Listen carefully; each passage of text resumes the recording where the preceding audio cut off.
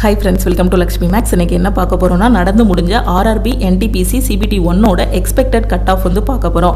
NTPC CBT 1 exam வந்து June 5ல இருந்து June 24 வரைக்கும் நடந்து முடிஞ்சிருக்கு.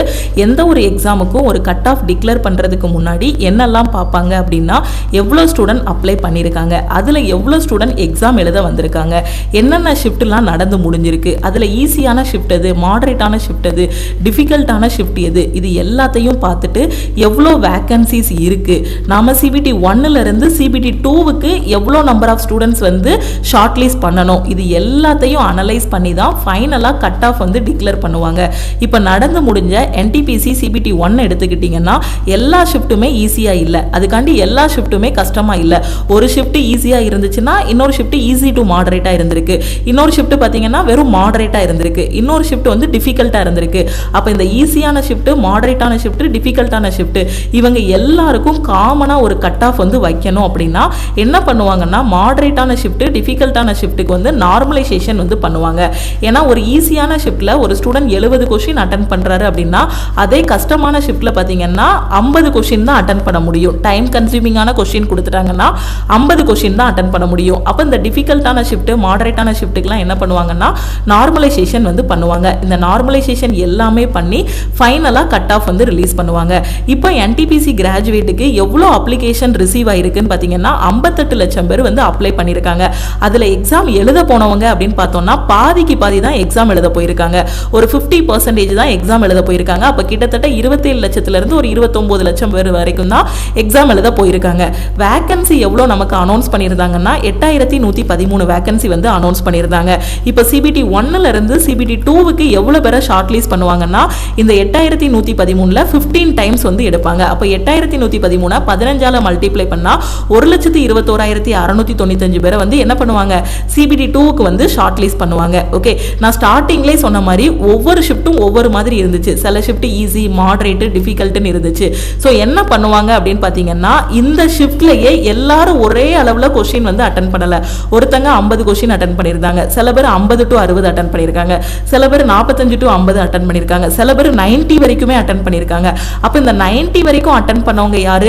டாப்பர். ஓகேவா? அப்ப இந்த டாப்பரோட மார்க்க கட் ஆஃபா வைப்பாங்களா? வைக்க மாட்டாங்க. ஏன்னா டாப்பர்ங்கிறவங்க வந்து கவுண்ட் பண்ற அளவுல தான் இருப்பாங்க. இங்க மெஜாரிட்டி யாரு அப்படின்னு பாத்தீங்கன்னா ஆவரேஜ் ஸ்டூடெண்ட். ஒரு ஆவரேஜ் ஸ்டூடெண்டோட கட் ஆஃபை தான் என்ன பண்ணுவாங்க, மார்க்கை தான் என்ன பண்ணுவாங்கன்னா கட் ஆஃபா வைப்பாங்க.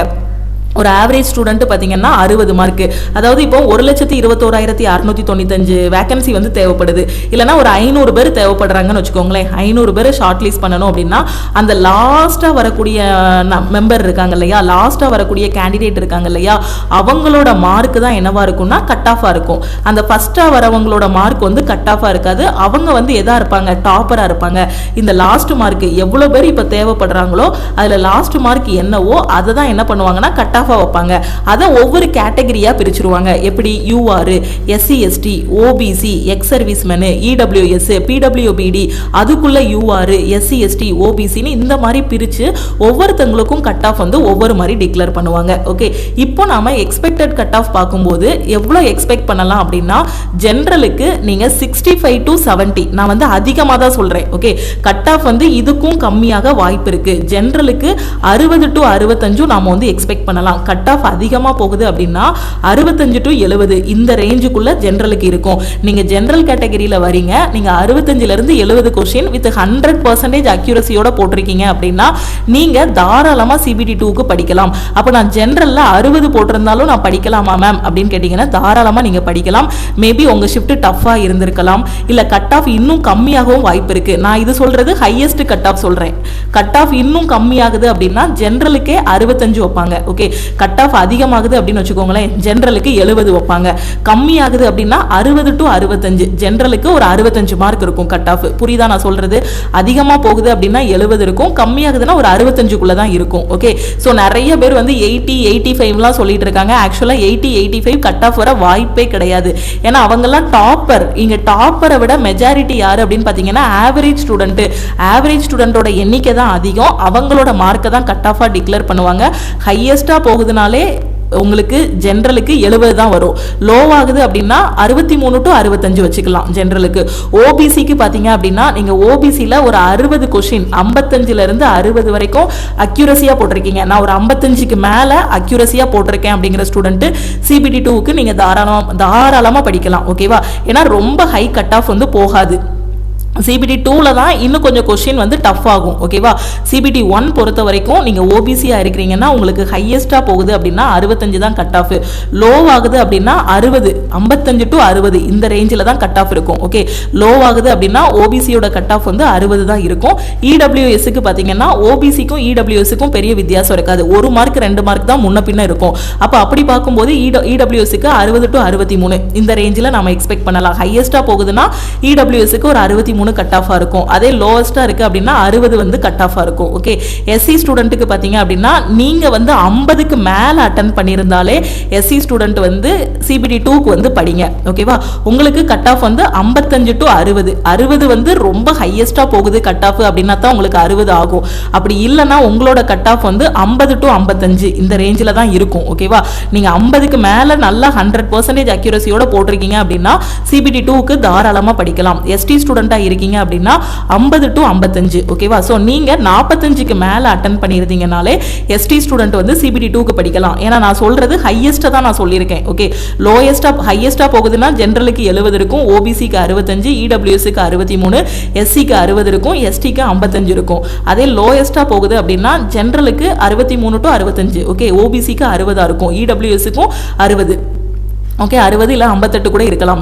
எஸ்சி ஸ்டூடெண்ட்டுக்கு பார்த்தீங்கன்னா 55, 53 இந்த ரேஞ்சில் இருக்கலாம். லோயஸ்ட் ஆகுது அப்படின்னா எஸ்டிக்கு 45 to 50 இந்த ரேஞ்சில் தான் இருக்கும். ஓகேவா? ஸோ கட் ஆஃப் இவ்வளோ தான் வரும். நான் 70 போடலை, நான் 85 போடலை, 90 போடலை, அப்போ நான் சிபிடி 2க்கு ஷார்ட் லிஸ்ட் ஆக மாட்டேன் அப்படின்னு நினச்சிட்டு படிக்காமல் இருக்காதீங்க. ஏன்னா 90யும் எடுக்கிறவங்க இருக்காங்க. இப்போ எழுதின எக்ஸாமில் 85 எடுப்பாங்க, 90 எடுப்பாங்க, 95 எடுக்கிறவங்க இருக்காங்க, 90 வரைக்கும் எடுக்கக்கூடிய ஆட்கள் இருக்க தான் செய்கிறாங்க. ஆனால் அவங்கெல்லாம் எதில் வந்துருவாங்கன்னா டாப்பரில் வந்துருவாங்க. கட் ஆஃப்ங்கிறது நான் சொல்லிட்டேன், லாஸ்ட் ஸ்டூடெண்டோட மார்க் என்னவோ அதுதான் கட் ஆஃப். ஓகே, அதாவது வேகன்சி இப்போ 500 பேர் தேவைப்படுறாங்கன்னா 500வது ஆள் என்ன மார்க் எடுத்திருக்காங்களோ அதுதான் என்னது கட் ஆஃபா இருக்கும். அப்போ கட் ஆஃப்ங்கிறது உங்களுக்கு 80க்கு மேல போறதுக்கு வாய்ப்பே கிடையாது. ஸோ இதுதான் கட் ஆஃப் நம்ம எக்ஸ்பெக்ட் பண்ணலாம். ஓகேவா? ஜெனரலுக்கு 65 to 70 எக்ஸ்பெக்ட் பண்ணலாம், ஓபிசிக்கு 60 to 65, எஸ்சி ஸ்டூடெண்ட்டுக்கு 55 to 60, எஸ்டிக்கு 50 to 55. ஓகேவா? ஸோ அப்போ நீங்க ஜெனரலா இருந்தீங்கன்னா 60க்கு மேல நீங்க வித் 100% அக்யூரசியோட போட்டிருக்கீங்கன்னா சிபிடி 2க்கு படிங்க. ஓபிசி அப்படின்னா 55க்கு மேல அட்டெண்ட் பண்ணியிருந்தாலே நீங்க என்ன பண்ணுங்க, சிபிடி 2க்கு படிங்க. ஓபிசியும் இடபிள்யூஎஸ்ஓ. எஸ்சி ஸ்டூடெண்ட்னா ஒரு 50க்கு மேல 45க்கு மேல போட்டிருந்தாலே நீங்க படிக்க ஆரம்பிங்க. எஸ்டி ஸ்டூடெண்ட்டும் அதே மாதிரி தான், 45க்கு மேல நீங்க அட்டெண்ட் பண்ணியிருந்தீங்க அப்படின்னா நீங்களும் சிபிடி 2க்கு வந்து படிக்க ஆரம்பிங்க. ஓகே, ஸோ தெளிவா புரியுதா? கட் ஆஃப் இவ்வளோ ரேஞ்சுக்குள்ள தான் இருக்கும். ஸோ சிபிடி 2க்கு ஃபோக்கஸ் பண்ணுங்க. சிபிடி 1க்கு என்ன படிச்சீங்களோ அதே தான் அப்படியே சிபிடி 2க்கும் படிக்க போறீங்க. பட் அந்த லெவல் ஆஃப் கொஸ்டின்ஸ் மட்டும் மாறும். சிபிடி 1ஓட கொஸ்டினும் சிபிடி 2ஓட கொஸ்டின்ஸும் உங்களுக்கு வந்து மாறும். ஓகேவா?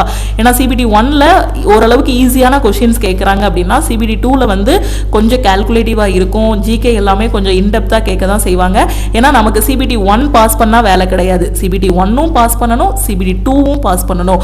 அப்போ தான் நமக்கு ஜாப் கிடைக்கும். ஓகேவா? அதனால நீங்கள் என்ன பண்ணுங்க, அடுத்து சிபிடி 2க்கு படிக்க வேலையை பாருங்க. ஏன்னா சிபிடி 1லே நான் 70 வரைக்கும் அட்டன் பண்ணிட்டேன் மேடம் அப்படின்னு நம்ம உட்கார்ந்துடக்கூடாது. ஏன்னா இதுல வந்து எடுக்கிறது ஜஸ்ட் இதுல கட் ஆஃப் கிளியர் பண்ணணும், அவ்வளவுதான். அடுத்து சிபிடி 2ல நம்ம எடுக்கிற ஸ்கோரை வச்சு தான் நமக்கு வந்து என்ன இருக்கும், எந்த லெவலுக்கு அப்படிங்கிற மாதிரி நம்மளை வந்து ஷார்ட் லிஸ்ட் பண்ணுவாங்க. அதாவது நமக்கு ஜாப் கிடைக்கும். ஓகே, ஏன்னா சிபிடி 2லயே சிலதுக்கு ஸ்கில் டெஸ்ட்லாம் உண்டு.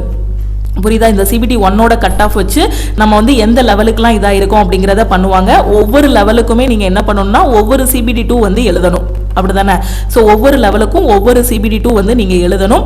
ஸோ அதனால சிபிடி 2க்கு நல்லா படிங்க. ஏன்னா போன தடவை ஒரே ஸ்டூடெண்ட்டே பார்த்தீங்கன்னா 2-3 லெவல் வந்து கிளியர் பண்ணியிருந்தாங்க. ஸோ சிபிடி 1க்கு கட் ஆஃப் இவ்வளோ தான் வரும். நீங்கள் வேற எதையும் பார்த்து கன்ஃபியூஸே ஆக வேண்டாம். ஓகேவா? கன்ஃபியூஸ் ஆகாமல் இருங்க. ஏன்னா இப்போ நம்ம கட் ஆஃப் ரொம்ப அதிகமாக வரும், 80 வரும், 90 வரும் நினச்சிட்டு படிக்காமல் இருப்பீங்க. ரிசல்ட் வரும்போது பார்த்தீங்கன்னா அச்சோ இவ்வளோ கம்மியாக கட் ஆஃப் வந்திருக்கு, நாம இதை விடையே அதிகமாக எடுத்திருக்கோமே, அப்போவே படிக்காமல் விட்டுட்டோமே அப்படிங்கிற மாதிரி ஒரி பண்ணக்கூடாது. ஓகேவா? ஸோ இதுதான் எக்ஸ்பெக்டட் கட் ஆஃப். வேற யார் என்ன சொன்னாலுமே நீங்கள் வந்து அதை இது பண்ணாமல் உங்களோட ஃபோக்கஸ் என்னவோ அதை மட்டும் பார்த்துட்டு இருங்க. ஓகேவா?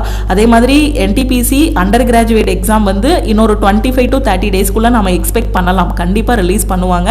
ஸோ அதுக்கும் சிட்டி இன்டிமேஷனு அப்ளிகேஷன் ஸ்டேட்டஸ் எல்லாம் எப்போனாலுமே ரிலீஸ் பண்ணுவாங்க. அதனால் அதுக்கும் ரெடியாக இருந்துக்கோங்க.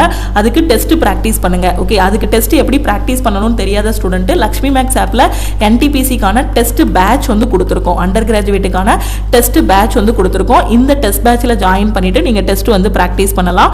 இந்த டெஸ்ட் பேட்சில் எப்படி ஜாயின் பண்ணுறது அப்படின்னா, இதுதான் டீமோட வாட்ஸ்அப் நம்பர்.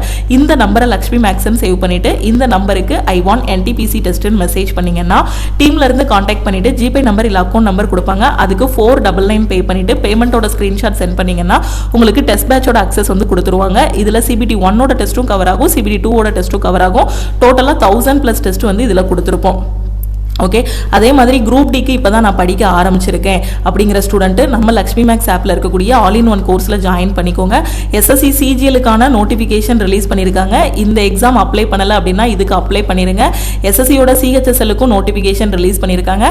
அடுத்து SSC MTSக்கு இன்னைக்கு நோட்டிஃபிகேஷன் வந்து ரிலீஸ் பண்ணுவாங்க. ஓகே, ஸோ SSCலேருந்தும் அடுத்தடுத்து நிறைய வாய்ப்புகள் கொடுக்குறாங்க. இன்னும் 2 டேஸில் பார்த்தீங்கன்னா டெக்னீஷியன் கிரேட் 1 and 3க்கு வந்து நோட்டிஃபிகேஷன் ரிலீஸ் பண்ணுவாங்க. ரயில்வேலையும் அடுத்தடுத்து வாய்ப்புகள் இருக்கு. ஸோ இது எல்லாமே படிக்கிறதுக்கு நம்ம ஆல் இன் ஒன் கோர்ஸில் உங்களுக்கு தனித்தனி பேட்சஸ் வந்து கொடுத்துருக்கோம். இதில் ஜாயின் பண்ணிட்டு உங்களோட ப்ரிப்பரேஷன் வந்து ஸ்டார்ட் பண்ணுங்க. நீங்கள் இன்னும் லக்ஷ்மி மேக்ஸோட டெலகிராம் சேனல் டெலகிராம் குரூப்பில் ஜாயின் பண்ணலன்னா டெலகிராம் சேனல் அண்ட் குரூப்லையும் ஜாயின் பண்ணிக்கோங்க. இன்ஸ்டாகிராம்லையும் லக்ஷ்மி மேக்ஸை ஃபாலோ பண்ணிக்கோங்க. அதே மாதிரி பிளே ஸ்டோரில் நம்ம லக்ஷ்மி மேக்ஸ் ஆப் இருக்கும், ஆப்பை டவுன்லோட் பண்ணிக்கோங்க. இப்போ தான் காம்படிட்டிவ் எக்ஸாம் படிக்க ஆரம்பிக்கிறீங்க அப்படின்னா நம்ம பேட்சஸில் ஜாயின் பண்ணிக்கோங்க. டைரெக்டாக நீங்கள் ஆல் இன் ஒன் கோர்ஸில் ஜாயின் பண்ணிட்டீங்கனாலே எல்லா பேட்சஸோடையுமே நீங்கள் வந்து அக்சஸ் பண்ணிக்கலாம். ஓகேவா? இந்த கோர்ஸோட ஃபீஸ் வந்து 1999 உங்களுக்கு லைஃப் டைம் வேலிடிட்டி இருக்கும். அதே இது எனக்கு இந்த எக்ஸாம் தான் மேம் லாஸ்ட் சான்ஸ் அப்படிங்கிற ஸ்டூடெண்ட் 1 இயர் வேலிடிட்டியில் ஜாயின் பண்ணிக்கலாம். 1 இயர் வேலிடிட்டிக்கான ஃபீஸ் பார்த்தீங்கன்னா 1499. ஓகேவா? இப்போவே உங்களோட ப்ரிப்பரேஷன் ஸ்டார்ட் பண்ணுங்க. NTPC அண்டர் கிராஜுவேட்டுக்கு டெஸ்ட் ப்ராக்டிஸ் பண்ணுங்க. குரூப் டிக்கு படிக்க ஆரம்பிங்க. SSC CGL CHSL MTSக்கும் படிக்க ஆரம்பிங்க. ஓகேவா? ஸோ பேட்சஸில் எவ்ரி வீக் சாட்டர்டே டெஸ்ட் இருக்கும். கிளாஸஸ் மெட்டீரியல்ஸ் எல்லாமே ப்ரொவைட் பண்ணிடுவோம். அடுத்து CBT 2க்கும் படிக்க ஆரம்பிங்க. ஓகேவா?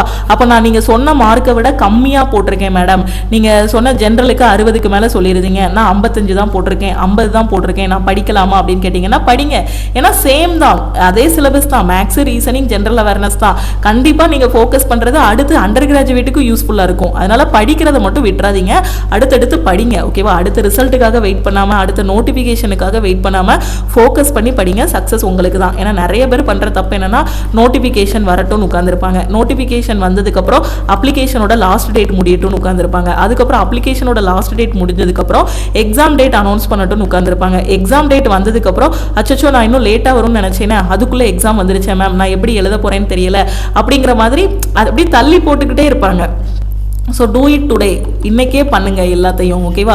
ஸோ இன்றைக்கே பண்ணணும். நம்ம என்ன நினைக்கிறோமோ அதை இன்றைக்கே பண்ணணும். நாளைக்கு பண்ண வேண்டியதும் இன்றைக்கே பண்ணிட்டோம் அப்படின்னா சக்ஸஸ் நம்மளுக்கு தான். ஓகேவா? ஸோ அதனால் சோம்பேறித்தனப்படாமல் உட்காந்து கரெக்டாக படிங்க. கட் ஆஃப் இவ்வளோ தான், நம்ம இதுக்கு மேலே வந்து இன்க்ரீஸ் ஆகாது. ஸோ இவ்வளோ கொஷின்ஸ் அட்டன் பண்ணியிருக்கீங்க, நான் சொன்ன மாதிரி அட்டன் பண்ணியிருக்க ஸ்டூடெண்ட்ஸ் வந்து கான்ஃபிடென்ட்டாக உட்காந்து படிக்க ஆரம்பிங்க. மற்றவங்க அடுத்தடுத்த எக்ஸாமுக்கும் ஃபோக்கஸ் பண்ணுங்கள். வேறு எதுவும் டவுட் இருந்தாலும் இந்த நம்பருக்கு வாட்ஸ்அப் பண்ணி கேட்டுக்கோங்க. டெஸ்ட் ப்ராக்டிஸ் பண்ணுறது ரொம்ப ரொம்ப முக்கியம். இந்த கிராஜுவேட் லெவல் எக்ஸாம்லேயே நீங்கள் புரிஞ்சிருப்பீங்கன்னு நினைக்கிறேன் ஆன்லைன் டெஸ்ட் எடுக்கிறது எவ்வளோ இம்பார்ட்டன்ட்னு. ஸோ NTPCயோட டெஸ்ட் பேட்சில் ஜாயின் பண்ணிக்கோங்க. அதே மாதிரி எதுவுமே படிக்கலைங்கிற ஸ்டூடெண்ட்டு ஆல் இன் ஒன் கோர்ஸில் ஜாயின் பண்ணிக்கோங்க. வேறு எதுவும் டவுட் இருக்குன்னா டீமுக்கு கான்டாக்ட் பண்ணி கேட்டுக்கோங்க. திருப்பியும் நாம் வந்து அடுத்த கிளாஸில் மீட் பண்ணலாம். தேங்க்யூ.